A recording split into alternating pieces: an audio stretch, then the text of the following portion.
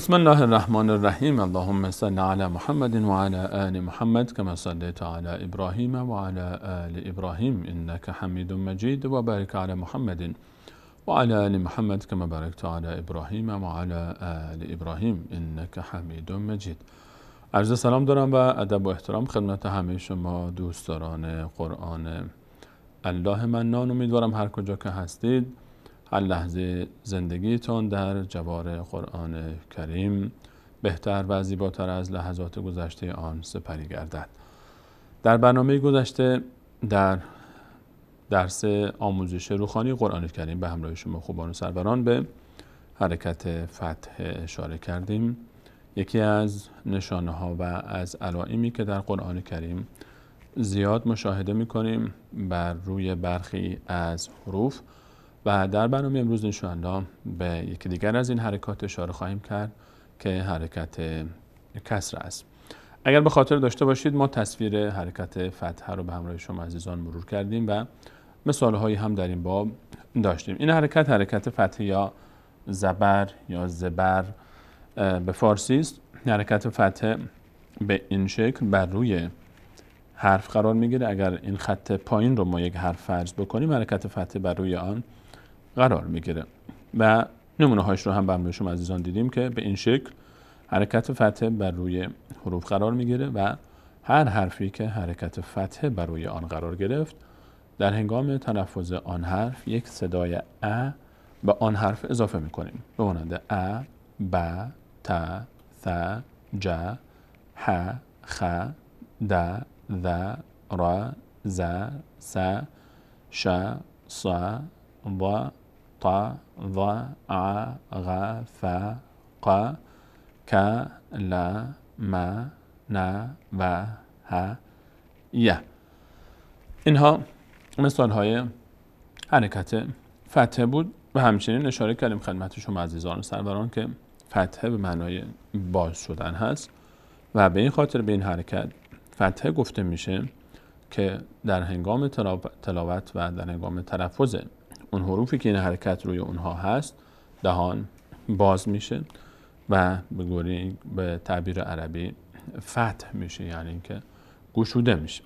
در درس امروز حرکت دیگری رو به همراه شما عزیزان و سروران خواهیم داشت که حرکت کسره نام داره. شکلش رو با هم مشاهده میکنیم. این حرکت که زیر حروف قرار میگیره از لحاظ نوشتن و شکل نوشته دقیقا مثل فتح است، اما تفاوتش اینه که فتح بالای حرف قرار می گرفت. اگر این خط رو ما یک حرف فرض بکنیم فتح بالای او بود و کسره در زیر حرف ها همیشه قرار می گرفت. حرکت کسره یا زیر در فارسی بهش زیر میگیم به خاطر اینکه زیر حروف قرار می گرفت و کسره بهش گفته میشه در زبان عربی به این حرکت کسره گفته میشه به این خاطر که وقتی که ما این حرکت رو بخوایم تلفظ بکنیم در زیر حروف قرار بگیره گویی که ما میشکنیم حرکت رو و یک صدای ا میگیره. هر وقت هر حرفی این حرکت زیرش قرار گرفت صدای ا میگیره، گویی که ما او رو میشکنیم و پایین میفرستیم این حرکت رو و صدا رو. نمونه هاش رو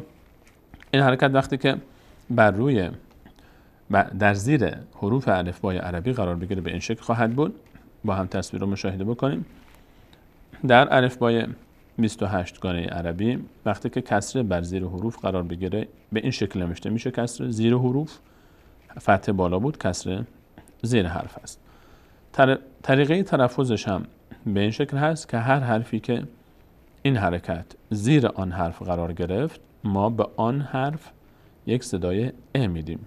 اینجا مثلا میشه ا، ب، ت، ث، ج، ه، خ، د، ذ، ر، ز، س، ش، ص، ض، ط، ظ، ع، غ، ف، ق، ک، ل، م، ن، ب، ه، ی.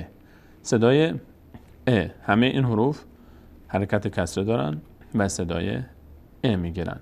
یک نکته رو مد نظر عزیزان باشه که وقتی حرکت کسره رو ما تلفظ میکنیم صدای ا میگیره. ای نشه.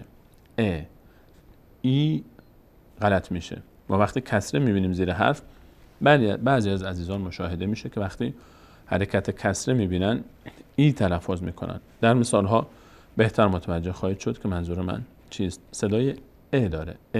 ما یک حرکت کشیده بلند داریم که ای هست، اون رو بعدا ان شاء الله بهش خواهیم رسید. اما حرکات کوتاه، الان ما حرکت فتحه جزء حرکات کوتاه حساب میشه. و همچنین حرکت کسره نمیگیم ای نمیگیم میگیم اون فتحه بود. کسره هم به این شکل خونده میشه که ب ت، نمیشه بی تی، نه ب ت ث تا آخر الف با. مثال هاش رو با هم دیگه ببینیم در کلمات که چگونه خوانده میشه. این مثال ها ترکیبی از حرکت فتحه و کسره هست، چون ما در درس گذشته به همراه شما عزیزان حرکت فتحه رو داشتیم. ما ترکیبی از درس گذشته و امروز حرکت فتحه و کسره رو با هم دیگه در این مثال ها میبینیم. ذ نه، ذ نه، اینجا میشه فتحه صدای میگیره، کسره صدای میگیره. ذ نه، ذی نشه. اونی که گفتم من وقتی گفتم کسره صدای ای نگیره، اینطوری نشه که بشه اذینه. بعضیا اینجوری میخونن ذی، صدای یا میدن به این، صدای ای میدن به ز. صدای ذ اذن، اذن، اذن، اذن، اذن. برای یادگیری در آغاز شما حرف ها رو یکی یکی بخوانید، بعد پشت سر هم با سرعت بیشتر بخوانید.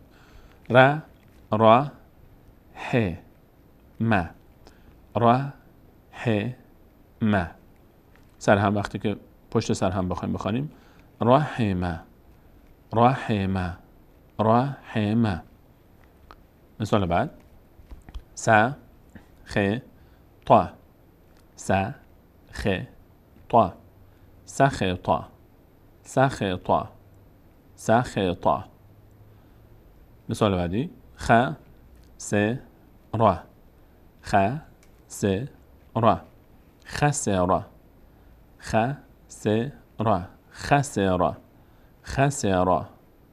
مثال بعد م، ل، ک، م، ل، ک، ملک، ملک. وقتی این حروف به هم بچسبه به این شکل نوشته میشه ملک، ملک، ملک.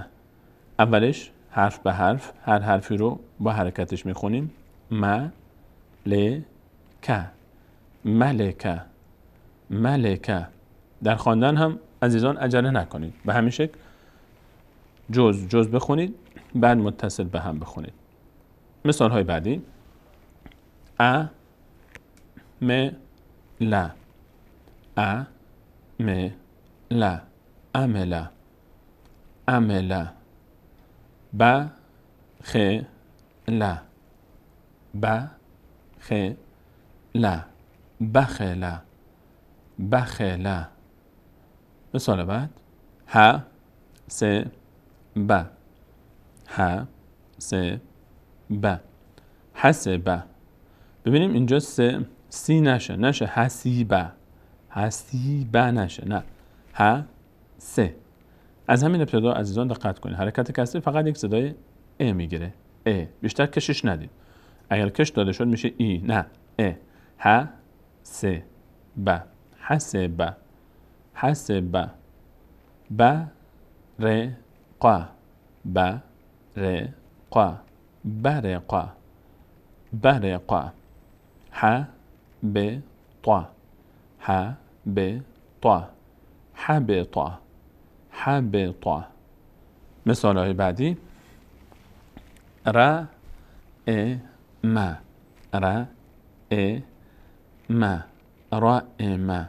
این علامت به شش کوچک روی همچین شکلی که قرار بگیره همزه گفته میشه بهش و صدای یا یا او میگیره بر حسب سمه، فتحه یا کسری که داره، حرکتی که داره روش تاثیر میگذاره.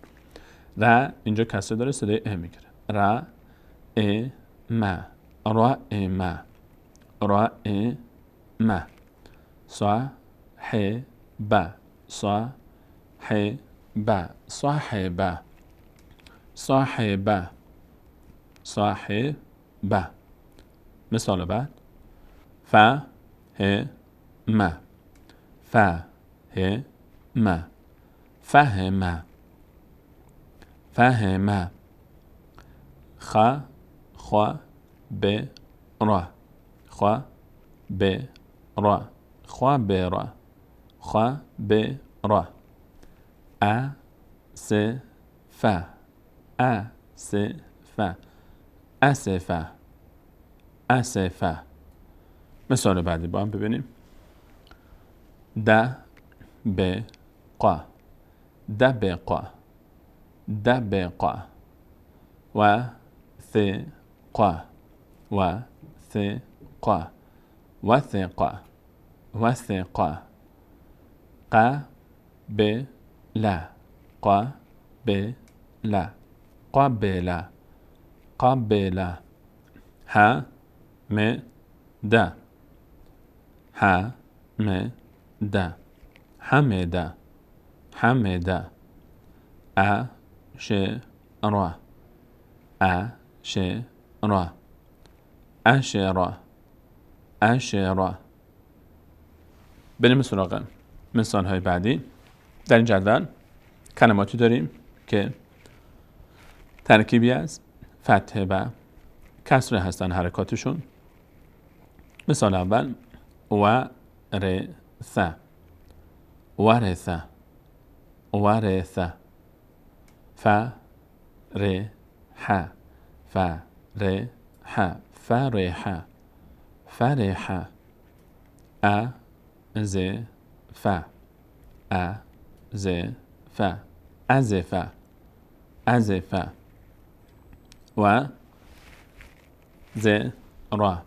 وزر وزر وزر سمع سمع سمع سمع. خط بعدی شرب شرب شرب شرب راغب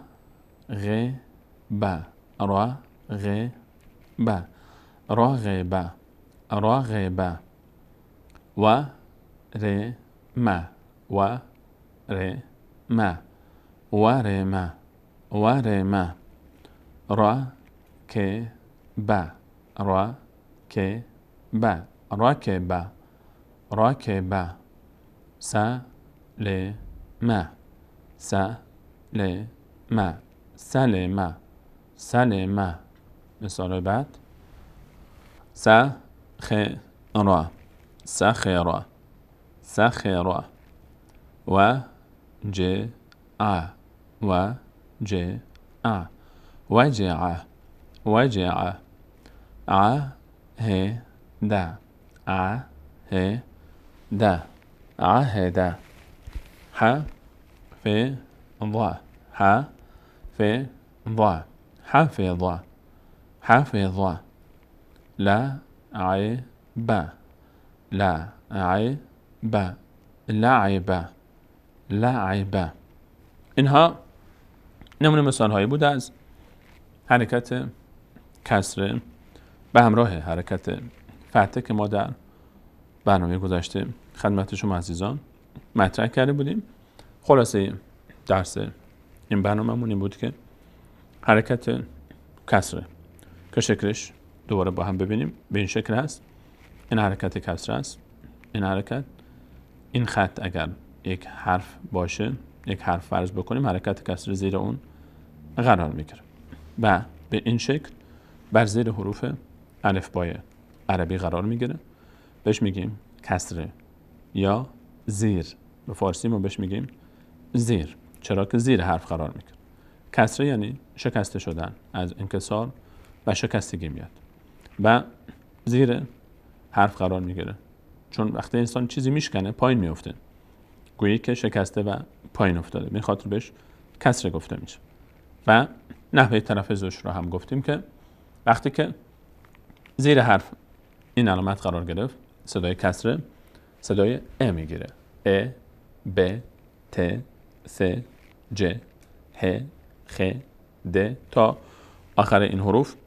فقط نکته که بسیار مهم است و بازم تاکید میکنم که حرکت کسری یک حرکت کوتاه است و حتی حرکت فتح یک حرکت کوتاه است. اینطور نشه که در تلفظ حرکت کسره اون رو ما کش بدیم بیش از حدش، یعنی ای بشه، ا نشه ای، ما حرکات کشیده هم داریم، آ، ای، او، اینها رو باز بهش خواهیم رسید. اما حرکات کوتاهی ما داریم که ا و او هست. ا همون فتحه بود که ما در برنامه گذشته بهش پرداختیم. کسره است که در این برنامه بهش پرداختیم و او حرکت ضمه هست که انشاءالله در برنامه بعد بهش خواهیم پرداخت. امیدوارم که حرکت کسره رو هم عزیزان یاد گرفته باشید. تمرینات رو شما ادامه بدید پیش خودتون و میتونید که قرآن کریم رو باز بکنید، جاهایی که فتحه و کسره میبینید ا و ا، همون کلمات رو تکرار بکنید و شما انشاءالله برنامه رو تکرار بکنید. باز تمرین هایی که داشتیم حتما این تمرین ها رو من به خاطر اینکه وقت برنامه زیاد گرفته نشه یکی دو بار بیشتر تکرار نمی‌کنم، اما شما میتونید تمرین ها رو بارها و بارها پیش خودتون تکرار بکنید تا خوب براتون حرکت فتحه و کسره جا بیفته و همینطور در هر درسی سعی کنید روی تمرین ها بیشتر و بیشتر تکرار بکنید تا اون درس براتون خوب جا بیفته و درس های بعدی رو وقتی که یاد میگیرید ان شاءالله دیگه به راحتی میتونید باذن الله تعالی بعد از اکمال و تمام شدن این درس ها تمامی قرآن کریم رو هر جایی که باز بکنید به راحتی و با اطمینان صحیح تلاوت بکنید. همراه ما باشید در درس بعد با معرفی حرکت ضمه. تا برنامه بعد همه شما خوبان عزیزان رو به الله متعال می‌سپارم. الله یار و نگهدارشون.